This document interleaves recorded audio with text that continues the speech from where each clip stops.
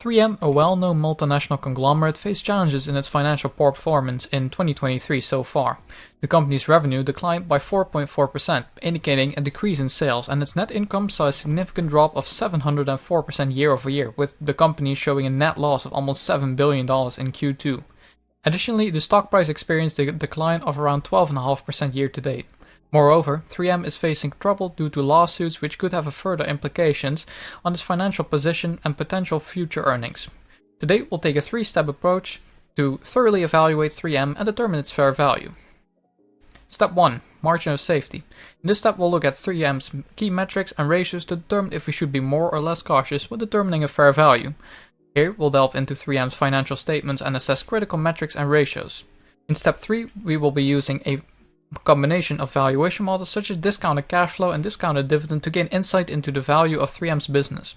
By using these methods, we can determine whether the stock is currently overvalued or undervalued in the current market on different metrics.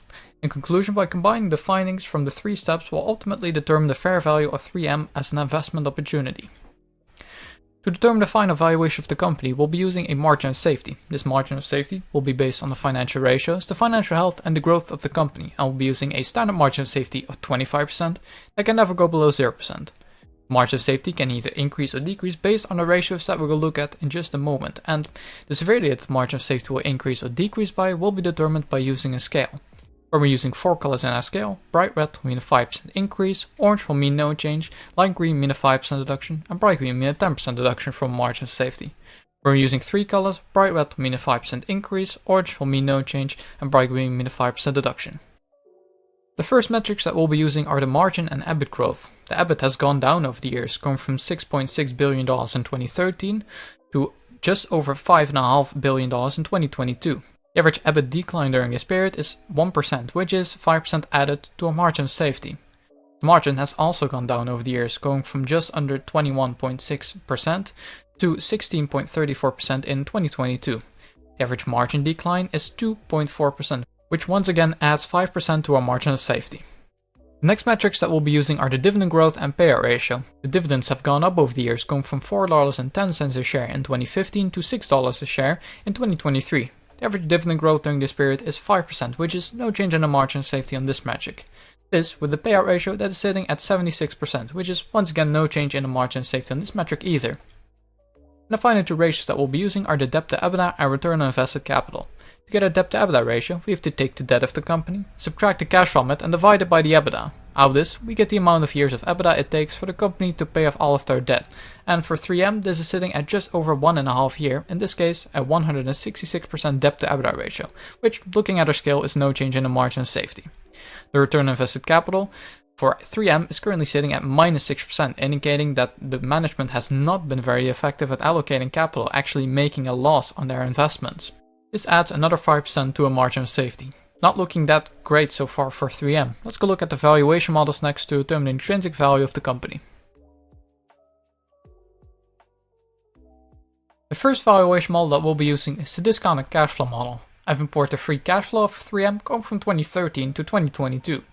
The average growth rate in their free cash flow annually during this period has been just under 5%, and I'm projecting their future free cash flow to grow by 4% annually for the next 10 years, and with this percentage we'll determine the future free cash flow for 3M and determine a terminal year of valuation using a perpetual growth rate of 3% and a discount rate of 8.5%.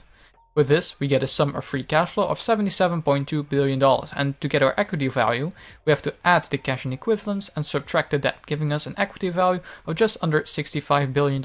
And dividing this by the amount of shares outstanding, we get a discounted cash flow price per share of $117.74, which is an upside of 11.6%. The second model that we'll be using is the dividend discount model. I've imported the dividend payouts of 3M going from 4 years ago to the current year. The average growth rate in the dividends during this period has been just over 1%, and I'm projecting their future growth rate in the dividends to be this exact same 1%. And we'll once again be using a discount rate of 8.5% in this valuation, giving us a dividend discount model price per share of $80.80, which is a 23.4% downside of this model. The next model that we'll be using is Graham's revised valuation formula. In this model we take a look at the earnings per share that 3M is generating, the growth rate estimate projected by Wall Street, and the current yield of AAA corporate bonds in relation to the average yield of AAA corporate bonds, always sitting at 4.4. And we go by the theory of Benjamin Graham that a PE of a company with no growth should never exceed 7. And looking at all of these metrics, we get a fair value out of this model of $85.18, which is a 19.3% downside from the current price. The fourth model that we'll be using is the multiple valuation. In this model, we take a look at similar companies to 3M, look at their stock price and their earnings per share. This way, we could determine the average P multiple in the industry, which in this case is sitting at 18. And all that's left to do to get our fair value then is to multiply by the earnings per share that 3M is generating, which is $9.68 a share, giving us a fair value of $174.20, which is just over a 65% upside out of this model.